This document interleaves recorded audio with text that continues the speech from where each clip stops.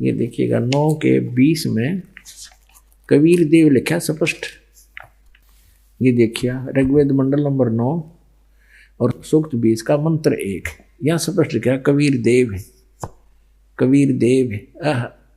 कबीर देव जैसे यजुर्वेद ऐसे ही ये कबीर देव है। कवि र ऊपर है, देव है, कबीर परमेश्वर। वह कबीर, ये लिखना था, वह कबीर परमेश्वर है, वह कबीर परमेश्वर है। इतना इसका कवि का अर्थ मेधावी लिख दिया। कवि का अर्थ कहते कवि लिख दो, काव्यकार। मेधावी और सर्वज्ञ लिखने का अर्थ इसका अनर्थ कर रहे हैं। यहाँ लिखना था वो कबीर देव है कौन? सबका रक्षक है, विद्वानों की तृप्ति के लिए ज्ञान को देता है, बता, सहनशील है और संपूर्ण दुष्टों को संग्राम में तिरस्कृत करता है, यानी तत्व ज्ञान रूपी संग्राम में सबको हरा देता है। हम फिर आते हैं ऋग्वेद मंडल नंबर 9 के सूक्त नंबर 82 के मंत्र नंबर 2 पे। हे परमात्मन, उपदेश करने की इच्छा से आप महापुरुषों को प्राप्त होते हो और आप अत्यंत गतिशील पदार्थ के समान हमारे आध्यात्मिक यज्ञ को प्राप्त होते हैं। आप कबीर देव हैं, आप कबीर साहब हैं, शुद्ध स्वरूप हैं। हमारे पापों को दूर करके हे अमर परमात्मा, हे सो मन अमर परमात्मा, हे परमेश्वर, आप हमको सुख दें। पुणात्माओं, कबीर साहब कहा करते, नौ मन सूत उड़ जिया, ऋषि रहे झक मारे, सतगुरु ऐसा सुलझा दे भाई, उलझे ना दूजी बार। कि ये ऐसा ज्ञान सुलझा देगा सतगुरु, यानी सच्चा ज्ञान देने वाला आध्यात्मिक टीचर, उसको सतगुरु कहते हैं। सतगुरु परमात्मा स्वयं आते हैं, वो सतगुरु की भूमिका भी करते हैं, सब ब्रह्मांडों का संचालन भी वहीं बैठकर करते हैं। और उन्होंने अपने अमृतवाणी सच्चिदानंद घन ब्रह्म की वाणी लिपिबद्ध करवा कर चले गए। उसको समझने की भी सबके बस की बात नहीं। इन वेदों को नहीं समझ सके तो उस वेद ने कैसे समझ लेगा आम आदमी? हो तो एक तत्व ज्ञान है। तो इस दास को बुद्धि दे दी कबीर भगवान ने, परमेश्वर कबीर जी ने, और इस दास को एक सच्चे ज्ञान देने वाला गुरु बना दिया, सतगुरु। वैसे तो सतगुरु वही है, पर अपनी कृपा से इस दास को कहते हैं गुरु मेर करे तो काग तय हंस बना दे। हम तक काग थे और कौवे से हंस उन्होंने ही बनाए हैं, सतगुरु ने। अब वो परमात्मा, उसका नाम और क्लियर किया है। अब देखना इसी ऋग्वेद जो आर्य प्रतिनिधि सभा के द्वारा ही प्रकाशित है, उसी को हम पढ़ रहे हैं। ये यहाँ से प्रकाशित है, ये आपको पहले भी दिखाया था। बार बार ये दिखाना अनिवार्य है कि देखो भ्रमित ना कर दिया आपने कि वो अपने घर की बना रहा होगा। ऋग्वेद मंडल नंबर 9 सूक्त 96 पा गई बाम 96 पे। पहले 86 82 सूक्त पढ़ा था 9वें मंडल का।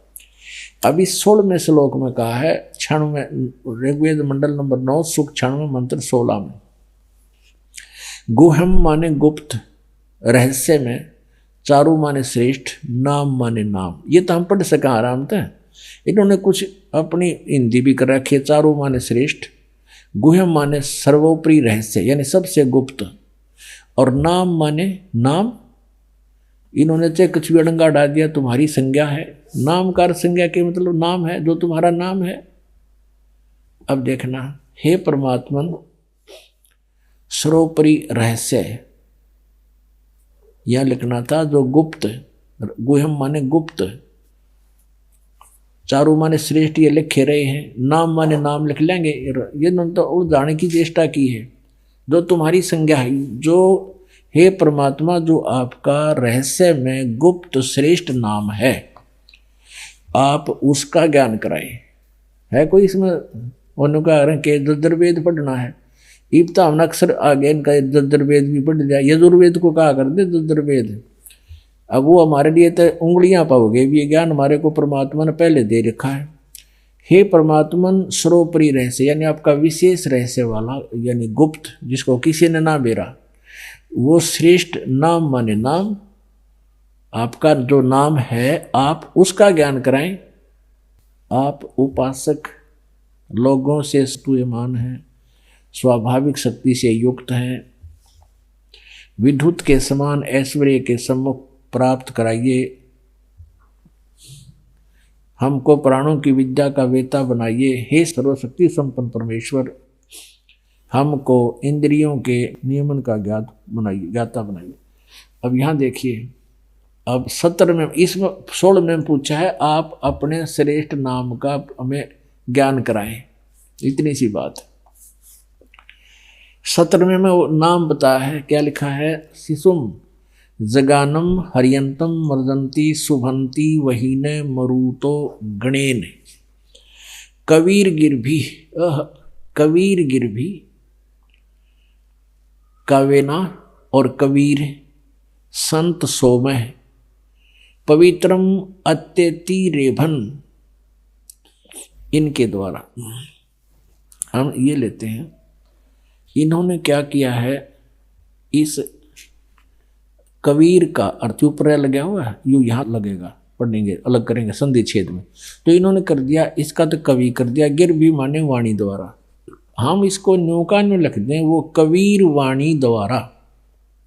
गिर भी माने वाणी द्वारा और कबीर माने कबीर, कबीर वाणी द्वारा।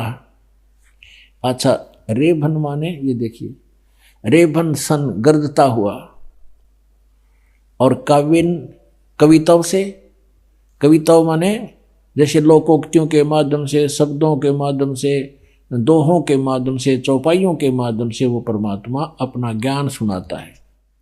इन्होंने एक और चतुरता कर दी है, यूँ तक कबीर गिर विकारत ये कर दिया कवि लोग वाणी द्वारा, यह लिखना था कबीर वाणी द्वारा, और इस कबीर का अर्थ नहीं करा, इस कबीर का लिखना था वो कबीर देव है, उसका नाम कबीर देव है। ये देखिएगा, आप पूरा देख सकते हैं, पीछे देखना और पीछे देखो अच्छी तरह। अब इसमें आप संस्कृत देख सकते हैं, ये एक कबीरता इन्होंने लिख दिया यहाँ पर, और इस कबीर का कितना अर्थ नहीं कर रखा। ये संस्कृत शिशुम जज्ञानम हरियंत मर्जंती शुभंती मरुत वहीन गणेन कबीर गिरभी, इस कबीर गिरभी वाला कर दिया, कबीर गिरभी। काव्यना, यू काव्यना भी लिख दिया, काव्यना, और सोम भी लिख दिया, और यू संत भी लिख दिया, सोम, पवित्रम भी लिख दिया, अत्यति भी लिख दिया, रेभन भी लिख दिया। यू कवि छोड़ गए कबीर, क्योंकि ये दोबारा लिखते ही क्लियर हो जाता है। यहाँ पर इन्होंने चोर चुराई तोमड़ी गाड्डे पानी में, वह गाड्डे वह ऊपर आवा सच्चाई छनी ना। अब इसका क्या अर्थ बना, ये दास बताओगा। शिशुम जगानम, हे परमात्मा, जो शिशु रूप धारण करके अपने जो लीला आप करते हो, तो शिशु जगानम यानी आप जानबूझकर अपनी सूझबूझ से शिशु रूप में प्रकट होते हो। हरियंत माने यानी मानव के रूप में, मानव के बच्चे के रूप में, और आप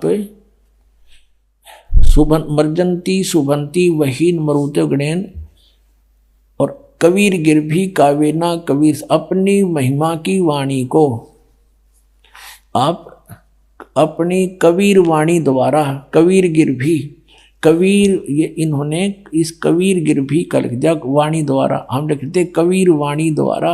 और कावेन, कावेना, कावेन नहीं, हाँ कावेन, कावेना, कावेना माने कविता से, शब्दावलियों के माध्यम से, दोहों के माध्यम से गरजते हुए ऊंची आवाज में बोलते हो, आवाज लगा लगा कर अपनी महिमा का की वाणी सुनाते हो। अब इसका और जिससे मरुता माने विद्वान लोग, गणेन माने समूह, ये होता है गणेन समूह, और वहीन माने उस गतिशील परमात्मा का गुणों के, गण माने होते हैं समूह, गणे आदमी इकट्ठे हो जाए, मरुत माने साधक, इसका अर्थ ये है कि वो परमात्मा जब कबीर देव संत रूप में, वो अमर परमात्मा संत रूप, कबीर साहब, कबीर नाम उसका, संत या ऋषि रूप में जब प्रकट होता है, शिशु रूप धारण करके जब वो बड़ा होता है, तो अपनी महिमा की वाणी कबीर वाणी के द्वारा, कबीर गिरभी माने वाणी द्वारा, और काव्य ना माने कविताओं से, कविताओं के माध्यम से, और ऊंचे स्वर में गरज गरज कर बोलता है। अब परमात्मा क्या कहा करते, चारों युग में संत पुकारे, कूक कहा हम हेल रे, हीरे माणक मोती बरसे, ये जग सुगता ढेल रे। अब परमात्मा खुद बता रहे थे कबीर परमेश्वर के, चारों युग में मेरे संत पुकारे, जिनको मैं आकर मिला, मेरे से परिचित ज्ञान को फिर उन्होंने ढोल के डंके पर जगह जगह आवाज लगा लगा कर जनता को बताने की चेष्टा की। और कूक कहा हम हेल रे, हमने भी आवाज लगा लगा के ऊंचे सुर में रुक के मार मार कर जगह जगह खड़े होकर के, होय होय होय। वेद तो कहते हैं वो परमात्मा ऐसी लीला करता है कि अपने सतलोक से चलकर आता है एक कवि, वो एक गुरु रूप में उपदेशक बनकर, वो कबीर देव अपनी कबीर वाणी के माध्यम से और ऊंची आवाज में खड़ा होकर, कहीं भी खड़े हो जाते थे परमात्मा, जैसे बाजीगर तमाशा दिखाते हैं, पहले डोग डोगी बजाते हैं, परमात्मा ऐसे कहीं खड़े हो जाते थे। एक इकतारा रखते थे, कभी कभी इकतारा, उसमें एक तार होता था और उसको ऐसे बड़ी गजब की टून लगा देते थे। आसपास के राह चलते वहाँ खड़े हो जाते थे, चौराहे पर खड़े हो गए, कहीं पर भी रास्ते में खड़े हो गए, गांव नगर के अंदर तो 150 व्यक्ति आकर खड़े हो जाते थे। परमात्मा फिर अमरवाणी बोला करते थे, मानुष जन्म दुर्लभ है ये मिलन बारंबार, जैसे तरवर से पत्ता टूट गिरे वो बहोरे ना लगता डार। तो वहां परमात्मा आप गान लाग जाते, आसपास आदमी बैठ जाते आकर के, चुप चुप चुप बैठ कर, और सैकड़ों की संख्या हो जाती, और 2-2, 3-3 घंटे परमात्मा अमृत वर्षा करते अपनी प्यारी आत्माओं पे, और उनको न्यो भी नहीं पता चलता कितनी देर होगी। और फिर प्रभावित होते, भाई कब बड़ा विद्वान है, बड़ी अच्छी वाणी, कोई तो कहता बड़ी अच्छी सुरीली आवाज़ है, कोई कहे हो कमाल कर दिया, सारी सच्चाई बोल रहे हैं। क्योंकि परमात्मा प्रारंभ में केवल यही बताते थे, तुम मनुष्य हो, मनुष्य होकर भक्ति नहीं करते तो तुम्हारा जीवन व्यर्थ है, पशु और तुम्हारे अंदर क्या अंतर है, अन्य प्राणियों में मनुष्य में क्या अंतर है। तो इससे आम आदमी प्रभावित होता था। और वही वेद कह रहे हैं कि वो ऊंची स्वर में आवाज लगा लगा कर बोलता है, वो होता है परमात्मा, उसको कवि कहने लग जाते हैं, कवि, क्योंकि कवि का अर्थ काव्यकार भी होता है, और वो परमात्मा का असली नाम है कबीर देव। उसको कवि समझ लो, उसका नाम कवि है। हम उसको कबीर कहने लगे, वेद उसको कबीर देव कहते हैं, हम कबीर साहब कहने लगे। तो वो कवि है कि वो अपने उच्चारण को, अपने ज्ञान को कविताओं के माध्यम से बोलता है। और फिर अब आगे दिखाते हैं आपको कि जब वो परमात्मा आता है, वो एक प्रसिद्ध कवियों में से भी एक होता है, लेकिन वो होता है परमात्मा, और तो कवि तक सीमित है, लेकिन ये परमात्मा होता है, क्योंकि कुछ दोहे श्लोक मिलते जुलते होते हैं। और परमात्मा की इतना मोटा है, वो सच्चिदानंद घन ब्रह्म की वाणी, कबीर वाणी, उसको जब सारे को पढ़ते हैं तो चारों वेद, 18 पुराण, 11 उपनिषद, महाभारत, गीता, पुराण, कुरान, बाइबल, सब कुछ समावेश है उसके अंदर।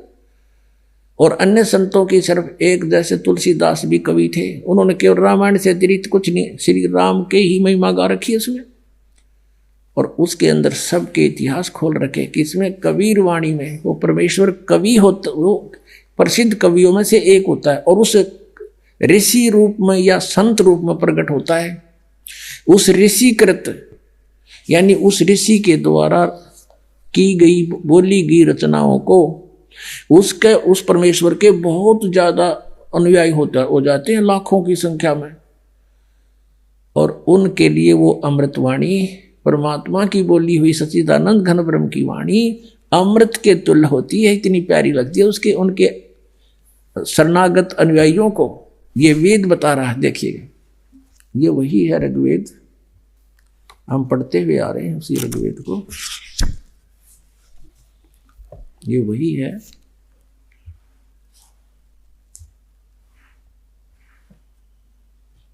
अब हम यहां आगे हैं, ऋग्वेद मंडल नंबर 9 सूक्त 96 16 में तो ये कहा कि आप पढ़ाओ श्रेष्ठ नाम, अब आपका जो गुप्त है वो श्रेष्ठ नाम बताइए।